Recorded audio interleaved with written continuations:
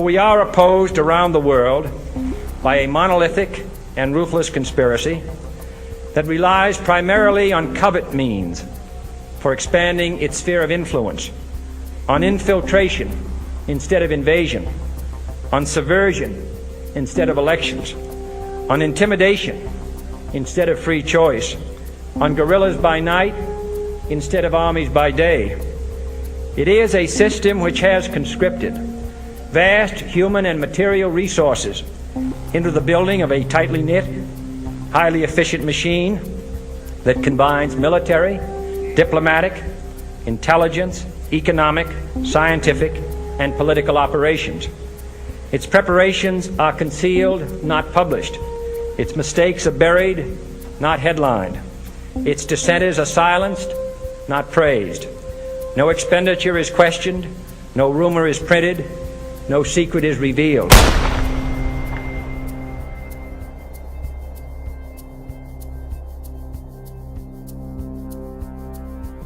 When I came back to the United States, I decided that if you could use propaganda for war, you could certainly use it for peace. And propaganda got to be a bad word because of the Germans using it. So what I did was to try to find some other words. So we found the word counsel on public relations. The relationship between individual psychology and group psychology, and explained how human groups can be controlled for long periods of time through the manipulation of group identity, belief systems, and social structures. Edward Bernays studied the writings of Freud, Le Bon, Wilfred Trutter, Walter Lippmann, and many others. He then combined their perspectives and synthesized them into an applied science. The success of his Make the World Safe for Democracy meme during the war, both at home and abroad, planted the seed of an idea in Bernays' mind. Could group psychology tactics be applied during peacetime? In 1919, Bernays opened the world's first public relations office. He named his agency the Council on Public Relations. Next morning, there wasn't a newspaper in the United States, even the New York Times had a front page story, "Debutantes light torches of freedom to protest man's inhumanity to women by a taboo against smoking, lighting cigarettes in their walk."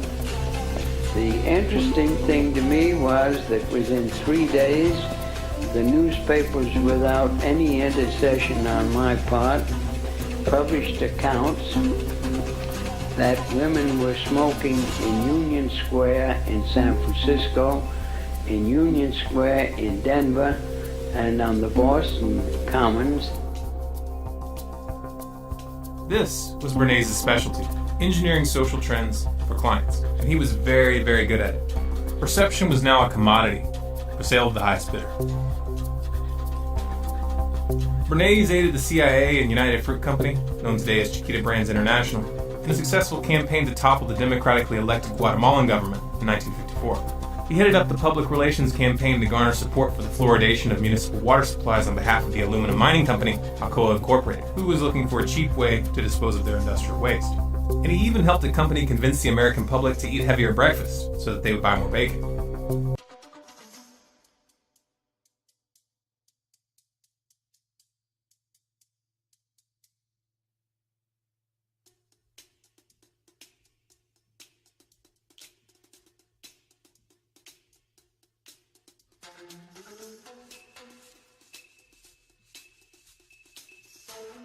What made Bernays so successful was his skill in applying 3 psychological tactics. 1. Creating carefully calculated associations with the subconscious fears and desires of individuals. 2. Influencing opinion leaders and perceived authority figures in order to reach those who follow them. 3. Initiating the contagion of behaviors and ideas through social conformity. Bernays wrote several books promoting these psychological tactics, including Propaganda and Crystallizing Public Opinion. In these books, he specifically encouraged governments and corporations to use his methodology to manipulate public perception. This suggestion did not fall on deaf ears. His techniques worked so well that they were adopted by virtually every sector that sought to influence the public: media, politics, advertising, even the military. As Walter Lippmann had indicated, it was a revolution. Appearances suffice.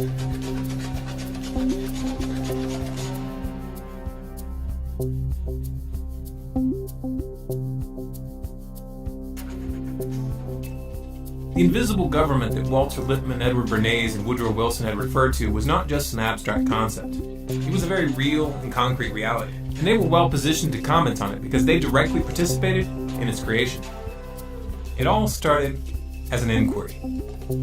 The inquiry, to the select few who knew, was a group of 150 men assembled by Woodrow Wilson to gather the data that they thought necessary to, quote, make the world safe for democracy after World War I was over. Among the known members of the inquiry were Walter Lippmann, Paul Warburg, better known as the father of the Federal Reserve, and Edward House, Wilson's closest advisor, the man responsible for convincing Wilson to sign the Federal Reserve Act in 1913. From 1917 to 1918, the group compiled over 2,000 documents to be used during post-war negotiations. The most famous of these was the 14 Points document, authored by Walter Lippmann, which proposed the creation of the League of Nations, the predecessor of the United Nations. Then, to my surprise, they asked me to go over with Woodrow Wilson to the peace conference. And at the age of 1926, I was in Paris for the entire time of the peace conference that was held in the suburb of Paris, and we worked to make the world safe for democracy. That was a big slogan. After the Paris Peace Conference in 1919, a portion of the inquiry met at the Hotel Majestic with a number of British diplomats to discuss the forming of a permanent institution. This meeting eventually led to the decision to join forces with a group of high-ranking officers of banking, manufacturing, trading, and finance companies led by Elihu Root, a powerful corporate lawyer who was also a former United States Secretary of War and leading advocate of America's entry into World War I.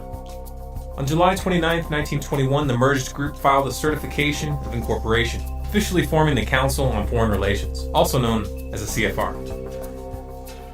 The CFR went on to build a membership comprised of the world's most powerful business leaders, politicians, and corporations. Among the corporate members are Goldman Sachs, JP Morgan, Chevron, Exxon, Shell, BP Oil, General Electric, Raytheon, Lockheed Martin, Northrop Grumman, Boeing, Bloomberg, Rothschild North America, and DynCorp International. You can find a complete list on the CFR website. It's good to be back at the Council on Foreign Relations. As Pete mentioned, I've been a member for a long time and was actually a director for some period of time. I never mentioned that when I was campaigning for re-election back home in Wyoming. Thank you very much, Richard, and I am delighted to be here in these new headquarters. I have been often to, the mothership in New York City.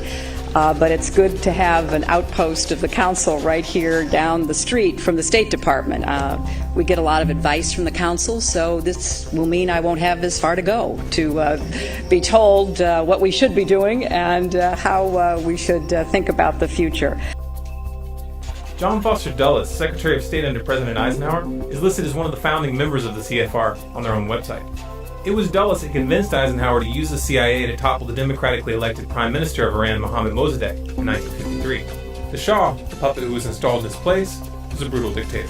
He enjoyed full support from the U.S. government until he was overthrown in the Islamic Revolution of 1979. Dulles was also the man behind the 1954 CIA coup in Guatemala, and remember, Bernays ran the propaganda for that operation.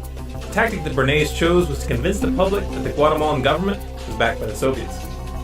Nada menos que John Foster Dulles, que era el secretario. No less a figure than John Foster Dulles, head of the State Department, was part of the firm of lawyers acting for the United Fruit Company.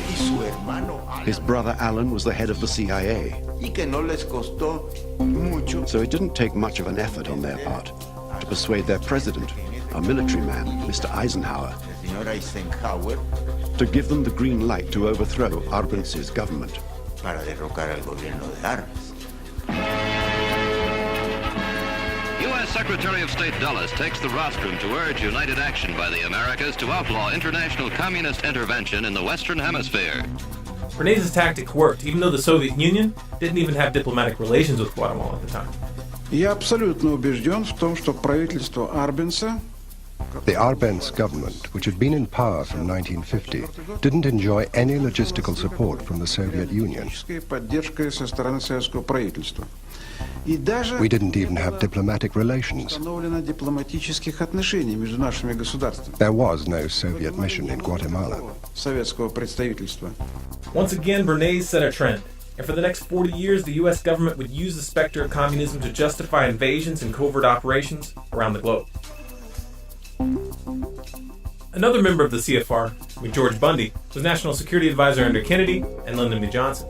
He was also the man responsible for encouraging the escalation of the Vietnam War, a prospect that Kennedy opposed and would not have allowed had he lived. This according to documents written by Bundy himself. President Nixon's National Security Advisor, Henry Kissinger, is also a member of the council. Kissinger was the man behind the CIA coup which overthrew the democratically elected president of Chile, Salvador Allende. The puppet they installed in Allende's place, Augusto Pinochet, was another brutal dictator who tortured and killed thousands of his own citizens. The U.S. government politely looked the other way. Carter's National Security Advisor, Zbigniew Brzezinski, is also a member of the council. In 1972, I became director of the Trilateral Commission, an American, Japanese, West European public organization. In 1976, I directed the foreign policy task forces for Jimmy Carter. Then I became his national security advisor for 4 years. Then I went back to private life, although in 1988, I was co-chairman with Ben Scowcroft and Henry Kissinger of the foreign policy task force for Vice President Bush.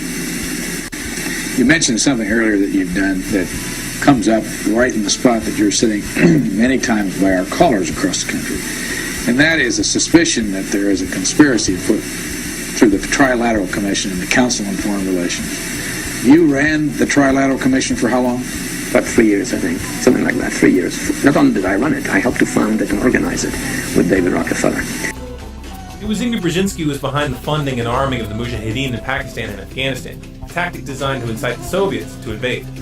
U.S. National Security Advisor Brzezinski flew to Pakistan to set about rallying resistance. He wanted to arm the Mujahideen without revealing America's role. On the Afghan border near the Khyber Pass, he urged the soldiers of God to redouble their efforts. We know of their deep belief in God, and we are confident that their struggle will succeed. That land over there is yours.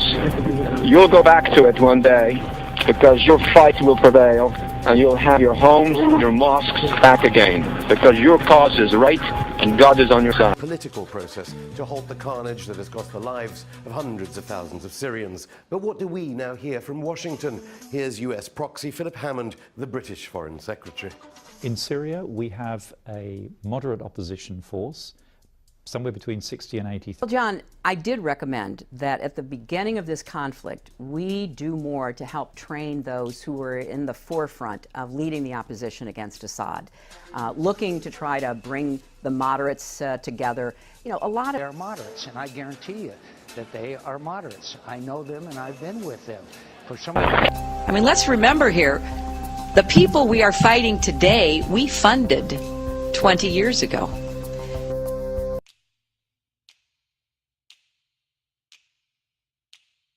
Ronald Reagan's National Security Advisors Richard B. Allen and Robert C. McFarlane are also members of the council, as was his Secretary of State, George Shultz.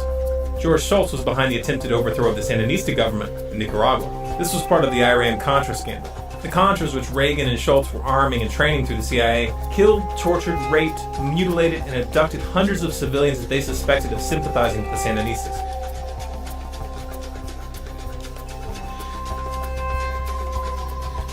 George H.W. Bush was a director of the CFR from 1977 to 1979, and his Secretary of State, James Baker, is a current member. You might remember this clip from 2012 where Baker and Clinton joked about the plan to take out Iran. There will also be many, many side effects, all of them adverse, from an Israeli strike. But at the end of the day, if we don't get it done the way the administration's working on it now, which I totally agree with, then we ought to take them out. Secretary Clinton. Well, we're working hard. We're working hard. I said at the end of the day. The end of the day may be next year. It will be. It will be next year. Kind of sounds like an inside joke, doesn't it? 1 year after this interview, the Obama administration attempted to initiate an attack on the Syrian government. This was designed to draw in Iran, which has a mutual defense agreement with Syria. Obama took an indirect route by funding and arming militants who then committed atrocities and blamed them on government forces. Sound familiar? Well, perhaps that's because Zbigniew Brzezinski was Obama's personal mentor. Somebody who has over decades trained some of the most prominent foreign policy specialists, not just in the Democratic Party, but has trained a number who ended up in the Republican Party as well. He is one of our most outstanding scholars, one of our most outstanding thinkers. He has proven to be an outstanding friend and somebody who I've learned an immense amount from. And for him to support me in this campaign and then be willing to come out here to Iowa is a testimony to his generosity. So if everybody could please give Dr. Brzezinski another round of applause. Bill Clinton is also a member of the council, and his Secretary of State, Madeleine Albright, is currently serving on the board of directors. Madeleine Albright was in charge of the sanctions on Iraq that were in place during the entire Clinton administration. We have heard that 500,000 children have died. I mean, that's more children than died in Hiroshima. And you know, is the price worth it? I think this is a very hard choice, but we think the price is worth it.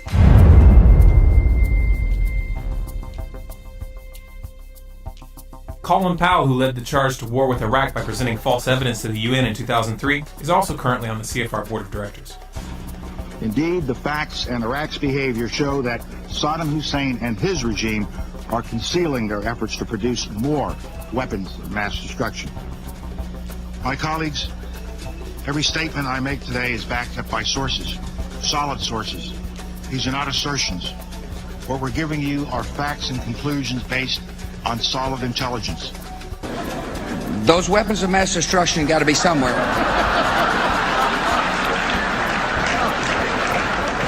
Nope, no weapons over there.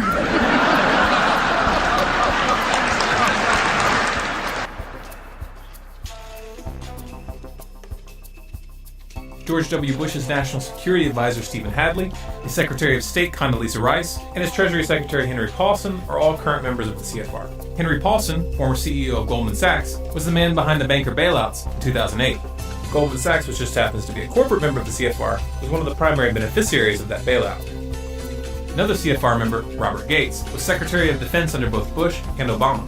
Obama's first National Security Advisor, James L. Jones, is a CFR member, as is Obama's second National Security Advisor, Tom Panillan, his third National Security Advisor, Susan Rice, his second Secretary of Defense, Chuck Hagel, his first Secretary of State, Hillary Clinton, as was his first Secretary of Homeland Security, Janet Napolitano. John Kerry, Obama's second Secretary of State, acknowledged that he was a member of the CFR in a speech given at the Council in 2003, but he's no longer listed on the official roster. In the Senate, Dianne Feinstein is listed as a member, as is John McCain, Joe Lieberman,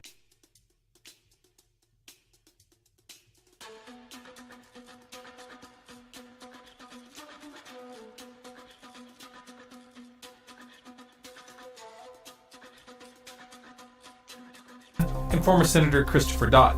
Christopher Dodd is currently the president of the Motion Picture Association of America. In that role, he was the driving force behind the SOPA and PIPA internet bills.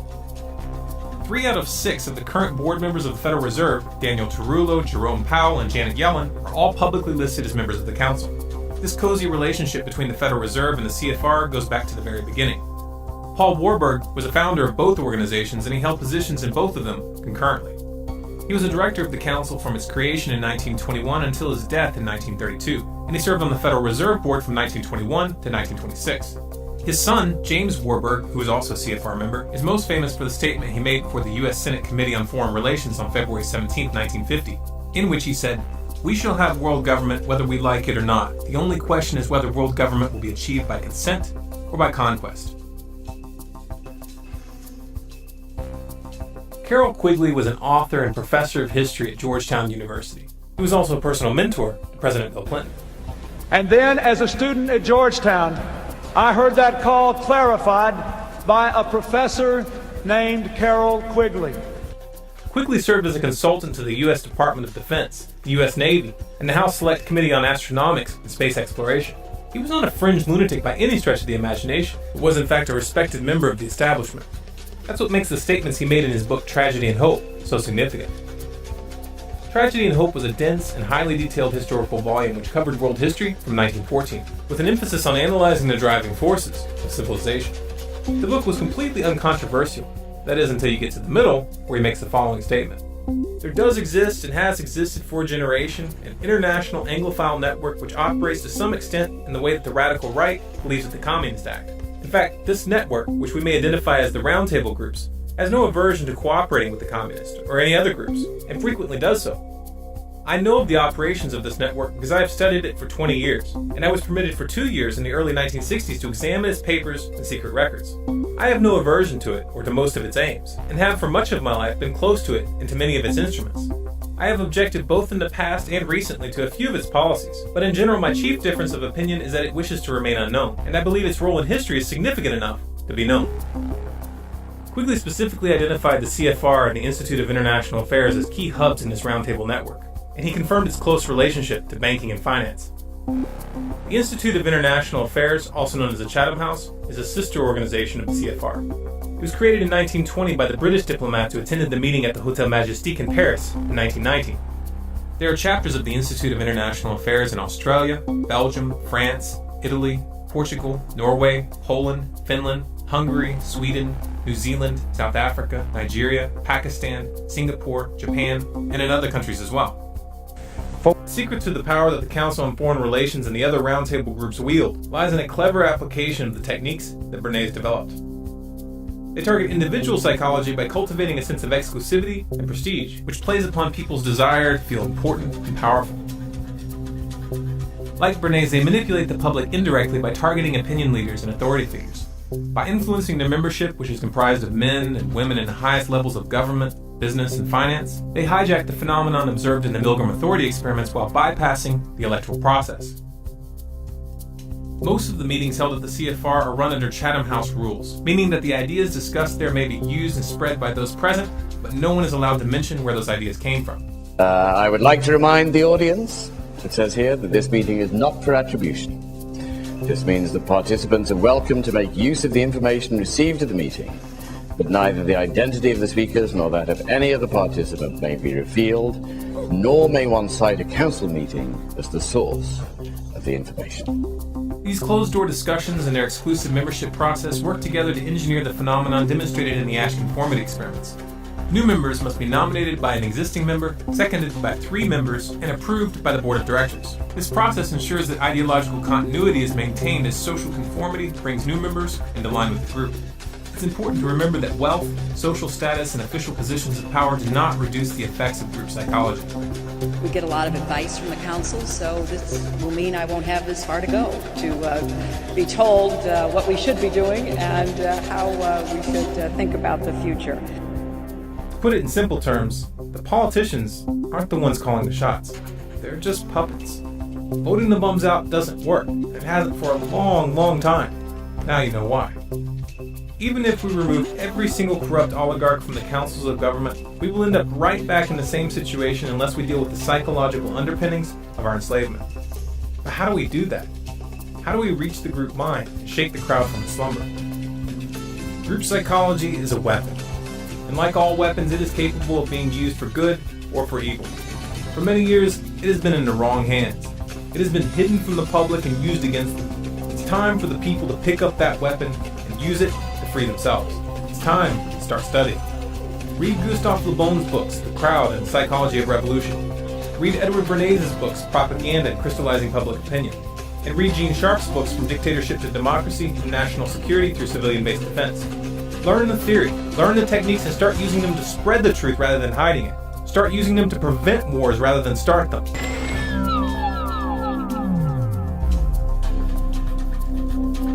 If you feel as strongly as we do that the public needs to see this information, then make a commitment to get this film into the hands of as many people as possible. Share it through social media, post it on your website, send it to your friends via email, or pass it out on the street. You have permission to download this video and distribute it and display it in any non-commercial way.